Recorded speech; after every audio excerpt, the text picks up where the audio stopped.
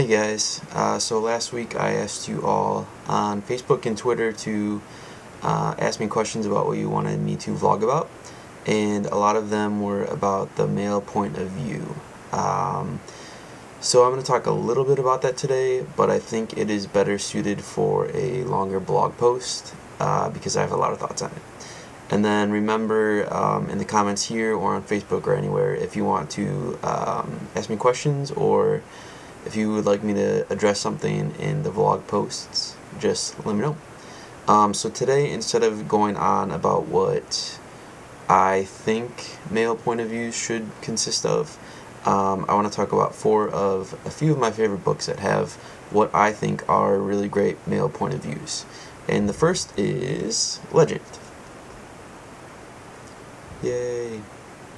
I love this trilogy, and I think that it is written excellently, and that all the point of views, boy, girl, whoever, are written in such a great way that they all feel real, and I think that's really hard to do. So you should definitely read it. And I really like the way that diversity is incorporated in this series, and it's very well done. This one, 4, bothers me a little bit, and I will tell you why. So, I love the Divergent series, the trilogy, even Allegiant, and I was happy when this book came out. But when 4 came out, I was a little disappointed to hear a lot of people say that they did not like the character 4 anymore, because when reading this, they found him to be too sensitive. And I actually heard people use those terms, too sensitive or weak or scared. And I guess I don't really understand why boys can't feel those things and still be boys. Seems a little strange. So I really applaud Veronica Roth for kind of going down that alley and kind of diversifying what we kind of see, I guess, in terms of boy characters. So read this if you haven't. If you have, maybe rethink the way that you are thinking about it and realize that boy or girl, male or female, we're all just a little bit human. And then this series, the Elemental series, is one of my favorites.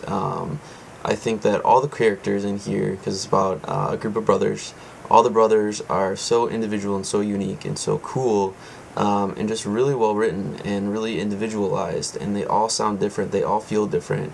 And then this one is about Nick, who goes through some experiences in the book, and it was really wonderful for me to read a boy character or a male point of view that was a little bit sensitive, a little bit not, but completely realistic. And I think that is really, really hard to do. And as far as this book is concerned, I really loved how it kind of just incorporated everything that I wanted to see in a book. There were moments where Nick was a little bit hardcore, where he wasn't hardcore, where he was feeling down about himself, where he was sad, where he was happy, all these things. And I think that it is hard, especially when you're trying to write for an audience that maybe thinks romances and boy versus girl characters are one very specific thing and they're written a very specific way, to break that mold, especially when there's so much romance and when new adult is such a big thing right now, and the idea of the alpha male and the female that needs to be rescued. I think that we're kind of going away from those things, but on the same page, I think that we're really not. And so it's nice when you have books like this, where you get both sides of the story, which is more realistic than anything out there. And then lastly is this book, Openly Straight, which is one of the best books that I have read in a very, very long time. I think I read it in like 3 hours. And then I actually recommended it to a friend of mine who finished it in pretty much about the same time. And we both loved it. I loved it because it was so real, and it was written in a way that I had not seen before, because the main guy in the story is, again, sensitive and concerned and happy and sad, and a little bit of a tough guy sometimes, a little bit not. And it was interesting for me to kind of read a story where it felt real, or it felt like maybe that you would meet this character and it would be real to you, and that you could relate to a lot of parts of it. Because I think that what we forget is that boys and girls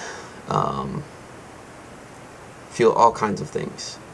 And I think that while we do read to escape, and we do read to kind of learn new things, we do need to remember that a lot of us read to relate, and a lot of us read to learn about ourselves and kind of investigate who we are. And if we can't find ourselves in books, then that's really hard. That's a horrible thing to say. So I guess my hope and my reason for writing male characters a little bit differently than most people, a little more sensitive, a little more vocal, a little more oriented toward their feelings, is that that's kind of what I want to see in books and what I relate to. And I think that if we all kind of just continue to, broaden kind of what makes a male character, or a female character, or any characters, or maybe not even look at them as male or female characters, but just as characters in general that have these, this 360 degrees of emotions, then it makes it just a little bit better for everybody, and then you can find yourself in books, and that's really the most important thing.